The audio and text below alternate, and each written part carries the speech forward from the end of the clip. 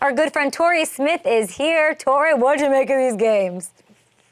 Man, it was a great weekend of football. You know, I had a tough loss for us here in the area in the city of Baltimore, but it was great ball. The Chiefs did a great job executing their game plan and making plays when they mattered the most. And I mean, it was a great weekend of football. You couldn't hate on that if you're a fan of the game. Now, you said you had a tough decision, I remember, last weekend. I didn't check in to see if you went to the first AFC Championship game in Baltimore since 1970 or if you chaperoned 60 kids with your level 82 football team. What did you decide? I stayed with the kids in South Florida. I did not come up to the game. I did not feel comfortable leaving those kids. And honestly, it's a great thing that I didn't because I made a mistake traveling-wise. So I got it right. It's good to go. You got it right. We love to see it. We hate that the Ravens aren't in it. Wasn't the result that anybody was expecting. And then people immediately, like this, like on a dime, are like, this is whose fault it is and this is what it is. You tweeted out something I loved because it was so honest and it's so true. Fans turn on players so quickly. It's annoying. Who do you think's being judged the most unfairly in this Ravens loss? Zay Flowers. I think for him, he made a mistake reaching the ball out. You're always taught when it comes to reaching the ball out in the end zone that it has to be the end of the game or like fourth down and wherever somewhere, right? Just being smart about it. And all he was doing was simply trying to make a play. And I think whenever guys are punished for making the plays, you have to give credit to Snead for doing his job as well, not giving up on the play. He punched the ball out. And when those things happen, you see fans crushing him. And I'm watching him. I mean, this guy had a great year. He had a great game. And so let's not crush him for one single play. And yes, he taunted a few plays before that, but whatever. They got those yards back. And, you know, he's a big-time player. He's going to be a great player in Baltimore for a long time. And for me, it's annoying when you watch fans just rip players. And, yes, I may be a little more sensitive because I was on that other side of the fence at one point. But the reality of it is it's completely unnecessary because that's the same guy you were praising, similar to Lamar Jackson, the same guy you were praising just a week ago, and now all of a sudden you believe he can't get it done. And to me, that's just simply foolish. I mean, Zay has maybe speak to Zay. Like, he's got a bright future, of course. I think a lot was made of the taunting, the punching the bench stuff, the slicing his hand open. He's got a great future, and he was accountable. He stood in front of I can't even imagine. And I watched his nonverbals, like he wouldn't make eye contact with anyone, and I wouldn't either, being asked these questions, like he wants to put it behind him. Like, what would you say to Zay as he approaches his offseason? And just flush it, right? It's already done. It already happened. Just learn from the situation. I mean, the only way as an athlete that you're never in the position where you feel like, and it's not necessarily true most of the time, where you feel like you let your team down by making a mistake or dropping a game-winning ball or throwing an interception or whatever it may be, something you feel like you lost the game. The reality of it is it wasn't that one play, but it weighs on you heavy. And so the biggest thing is to remember the only way it's not going to happen is if you're not in that situation. Every single player has that happen to them at some point. I've been there plenty of times. I go through it. Yeah. And for whatever reason, I've won plenty of games, but the ones that I feel like I lost it, like, stick out more. But it takes time for you to reflect on it when you're done. You're like, wait, those 2 or 3 times where I feel like I may have messed us up, I'm checking off the list in double digits where I feel like I did plays that help us win the game. So it's a mental thing. He'll be fine. He's young. He'll learn for it. And the Ravens will be right back in this situation again. Yeah, I feel like I just want to bring up the hand thing just because he's getting almost as much, if not more, criticism for that than the fumble. Mm-hmm. Yeah, I mean, I think with his hand, he already had a little cut there. Guys are frustrated, right? When you feel like you let your team down, right, it's frustrating. Sometimes you act off emotion, right? But the reality of it is, again, he's young, right? He made one mistake. He did not cost his team the game. No one play does that. And, again, he'll be fine. You mentioned it's not just all on him. The defense played so incredibly well. It was so sad to watch this sort of like not happen for them. We've seen Lamar in these games, these big games, so we have a bit of a resume for him. He's 2-4 in the playoffs. That's like a cloud that's over him that none of us want there. What kind of accountability do you think needs to be taken by the Ravens coaching staff for, I opened the show saying, why don't we run? #1 ranked run game. What are we doing? Putting it all on Lamar's shoulders, who then I feel like has to press a little bit. Yeah, I feel like it's always easy to go back in hindsight and talk about, you should have ran the ball. You should have ran the ball. The reality of it is when two great teams play, the team that made the most mistakes lost the game. the Chiefs did a better job of protecting the football. If you go and you look at it, if Zay scores that touchdown, that's 7 points, right? If Lamar doesn't throw that interception in the red zone where I can see why he thought that was the read, but it was a little short. Now you have an interception, right? They had a great strip fumble that led to points for the Chiefs earlier in the game. Right? It goes both ways, but at the end of the day, the Ravens just made too many mistakes. So to me, I'm not a guy that's like, Coach Monken, why didn't you run the ball over and over? I look at 2 turnovers in the red zone, and I'm like, that's the difference in the game. So no matter how you shake it, yes, you would like to say the running backs would have ran at 20 or whatever plus times, but sometimes that's just how the game goes. And I feel like if they would have executed just a little bit better, and beyond execution, if they just would have protected the ball, I think the game could have had a different outcome. You're saying what Harbaugh said, which was it was just that type of game. I don't think that's the answer. Fans, and you understand that. Like you've been away from the game long enough that you know that it's, well, what is it? Were you simply outcoached? Like is Taylor Lewan right about Lamar Jackson and how you can defend him and solve him? If you make Lamar go east and west and make him throw, you can beat him. Like how do we get these narratives to stop? I think the narrative can easily stop by watching the games. We're talking about a guy that's going to hold up an MVP trophy in 2 weeks, right? So I think sometimes it's so easy to focus on, man, they didn't get it done in this game. If you can go a full NFL season, by the way, for a guy that's this young, and go with losing only 1 game, and then go again while losing only 3 games, you mean to tell me you can't win a playoff game, right? Like, it just doesn't make any sense. He's proven it. He won last week, played well the week before that. Like, it's just one of those things where, to me, it's mind-blowing because when that person fails, you try to pile it all on him. This is a guy that's proven that he's a winner. His winning percentage is up there with the best of them over his duration of playing. So, to me, I think it's a little overrated. It's just about getting it done. And they did not get it done this week in a tough loss, and he did not play the way that he's capable of playing.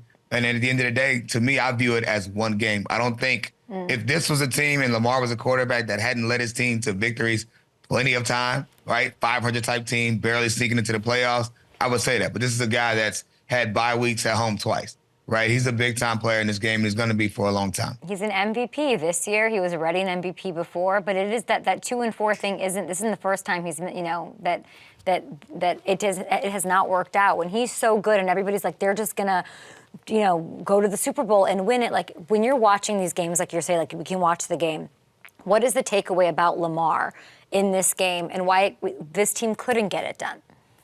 Yeah, I mean, like I said, to me, it's turnovers, right? I think there were opportunities for Lamar to use his legs a little bit more, just taking off. I think he was waiting for things to develop downfield, but the Chiefs did a great job. And by the way, I have to give some credit to that defense, right? The Chiefs defense played very well. Everyone wants to show love to Patrick Mahomes, who I love, big fan of him. But the reality of it is that Chiefs defense did their job and made some plays. And by the way, Patrick Mahomes was on fire early on, so I don't want to discredit him. He was balling.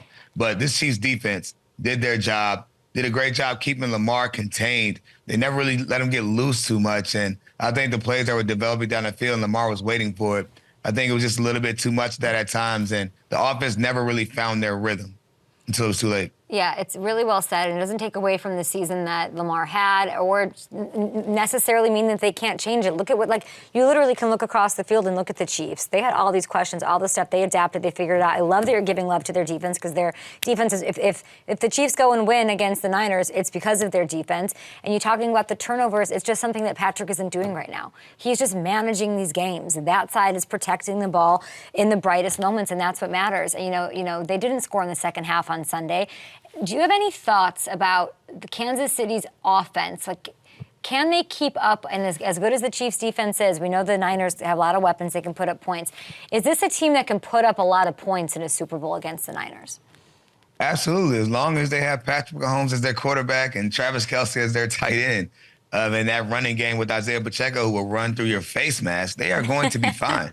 This Kansas City Chiefs offense has done nothing but get better over the course of the year. And don't let the numbers fool you. I mean, Patrick Mahomes started out with 11 completions. Like, they could play different ways. I think we got so used to watching their offense look a certain way with a lot of big plays that you forget that Patrick Mahomes does have the ability to manage game, to take what's there, right? His feet, honestly, were the reason why they won that game. Baltimore's defense had them in third down situations multiple times where Patrick Mahomes is scrambling, and finding the open man late. I can think of Travis Kelce making 2 of those plays off the top of my head. So he has the ability to do and improvise for this team to go out and win. And again, it doesn't have to look one way. And that's the thing that's scary about this team. If it's a shootout, they can do it. If it's a slugfest and they have to run the ball, they can do it. So this Chiefs team can compete with anybody, especially going in there off that tough win in Baltimore. I'm trying to make sense of how they're underdogs. They were underdogs against the Bills and Ravens. Now they're 1.5-point dogs against the Niners. You're talking about what their offense can do, which I think would be maybe my question. Like, can the offense do it?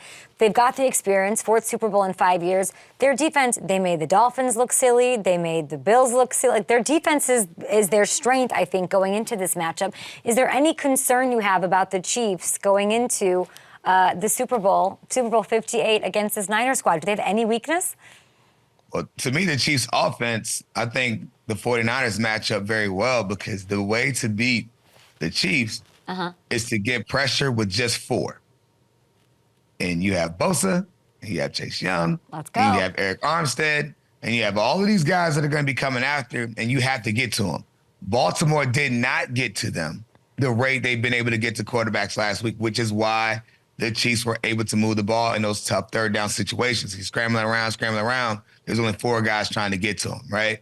I think the 49ers have the defensive line to go out there and get to him. That's where the challenge lies. But if the offensive line holds up very well, then you're going to be able to see, point guard Mahomes running around making plays. But the reality of it is this is going to be a great matchup.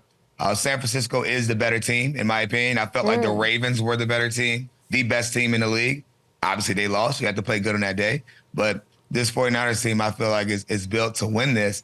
But Patrick Mahomes and the Chiefs are the guys that have been running this thing for a while. So it's going to be a great matchup, and I'm looking forward to watching it. Javon Hargrave, of course, the interior pressure as well. I was talking to Hamilton because Chase Young is getting a little bit of why, is he sleeping on plays? Is he whatever? Yeah. But this is it. Chase Young is going to have the game that they traded him for. Tell me about this. You know him. You watched him in the area. That's my guy. Me, that's little brother same. right there. So why is he getting so much heat? I just feel like also this staff's got to manage fatigue too. I wish he was rotated out in this game a little bit. What do you think?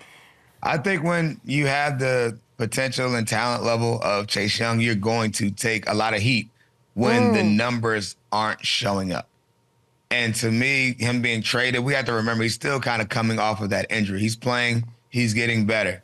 But he has the ability to perform at a high level, and we've all seen it. So to me, I think there's no better time for Chase Young to show everyone who we all know around this way who he is, to go out there and to perform and prove that that's why they traded for him.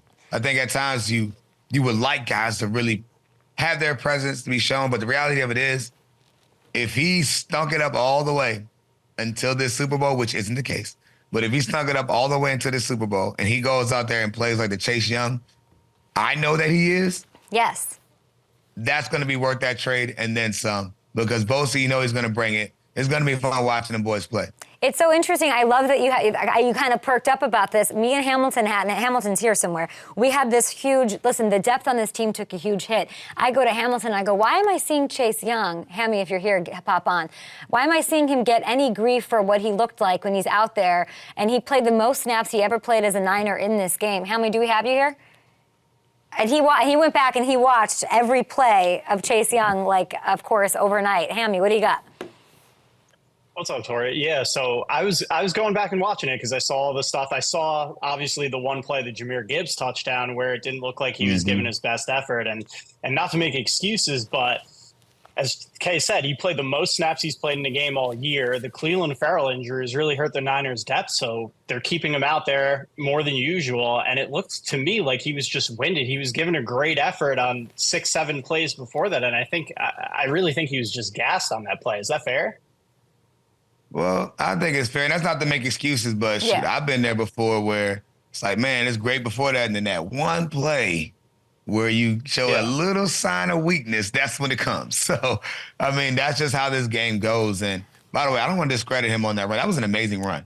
No, but for 1,000,000%. Man, and I just like that you're calling it. You're calling that it's going to be the Chase Young Super Bowl, which I love. It is. I want that for him, man. He deserves it. He's a great kid. He does. And of course, he was former teammates with Nick Bosa. Let's go to this NFC side. And thanks, Hamilton, for being an absolute freak and watching every play of every player somehow in every game. But here's Nick Bosa talking about Brock. There's a couple questions about Brock. What is going on? Are you allergic to NFC North teams in the first half? What's up? Here's what he had to say about his action, I think, when they were down 17 in that win. Take a listen. But when he started getting on his wheels, what were you thinking? I don't pay attention to the media much, but whoever's talking shit about Brock Purdy, what do you have now? Oh, okay. Well, listen. And what message do you feel like Brock Purdy sent with this type of game? He's the best game manager in the league. Oh, he's the best game manager in the league. Why are there doubters still? What do you make of this? Everyone wants success to look one way, and it just doesn't have to look that way. That's the reality of it. Yeah. You can play this game and you can lead at the quarterback position, and it does not have to look one way. Everyone wants their quarterback to be Tom Brady, Peyton Manning, Drew Brees. It just doesn't work that way. Now, I think for Brock Purdy, he's doing a great job. And also, before it's thrown out there, everyone needs a little luck on their side, right? Tom Brady wouldn't have won a few Super Bowls if it wasn't for luck and someone else doing their job. So I was getting questions on Twitter like, oh, anyone can. What about when the ball bounced off the DB's face mask and his receiver made a great play?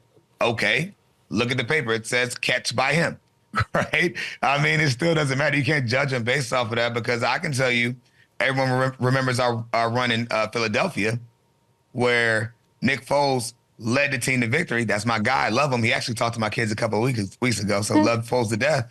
But before halftime, he threw a ball that was about to 3 people, bounced off their knee. I just happened to be in the area, catch it, and run with it, right? Should have been a very easy pick, possibly a pick 6. But the ball bounces your way sometimes. And I think for what Purdy was able to do, the plays he was able to make with his feet are really what impressed me the most. Yeah. He played like a winner. So at some point, people have to stop judging people for what they want them to look like. They have to judge them for what they're doing. And he's winning, and his team is winning. And by the way, winning is a team stat. It's not a quarterback stat. I don't care what anyone says. Oof. Because Tom Brady would have lost a Super Bowl if it wasn't for Malcolm Tuck Butler. I thought you were going to say Tuck rule. No, I'm not going to disrespect the Tuck rule When you mentioned luck, I thought Brady Tuck rule. No? That's what I was thinking luck for. I was thinking luck for that one. But Patriots fans think I'm like out to get them, so I'm trying to be nice here. No, your team just beat them in a Super Bowl. I think we can all feel a little bad for Patriots fans. I know that even though they have a nice new chapter unfolding with Gerard Mayo, who I absolutely love. I'm excited for Mayo, by the way. Yes, are you? I could not be happier that he's getting the gig. Absolutely. I mean, Virginia guy first and foremost, but also a former player. And when you watch these guys that are currently leading, those guys know what it's like to be in that locker room, right? He's played at a high level, and his personality is something that is very valuable. There's a reason why they've kept him there for so long, and he was the guy that was next in line. Do you know how much pressure exists for someone that has to follow the greatest to ever do it? And for Robert Kraft to recognize that early, that he's the guy that fits his culture. He understands what they're trying to do in New England. He understands the attention to detail that it takes, the discipline. He's been there. So I'm excited for him. And his family as well, for the opportunity that they have up there in New England. And I think he's going to do a great job. I know, he's got a lot on his plate, though. There's a whole culture thing to sort of rewrite his part of. And then, I think Mac Jones is out of there, the GM side of it. There's a lot of exciting things going on with that. Now, you're a former Eagle. We're going to say bye to you. Everybody download Trending Thoughts. It is Torrey Smith's podcast. We'll have him on next week. Of course, Super Bowl week. Are you going to Vegas? I'll be out in Vegas checking out. I'm going to the game. I've enjoyed watching the Super Bowl as a fan, so I'm excited about it. Okay, you're going to the game, which is incredible. On your way out, former Eagle, say hello to y'all had some battles here. Former Cowboy Jalen Smith, you two are friends, yeah. Hey, what's going on, brother? How you doing? Good. That's my cousin. We got the same name, so we cousins out. Oh yeah. Yeah, Torrey. We locked in. We got to stay together.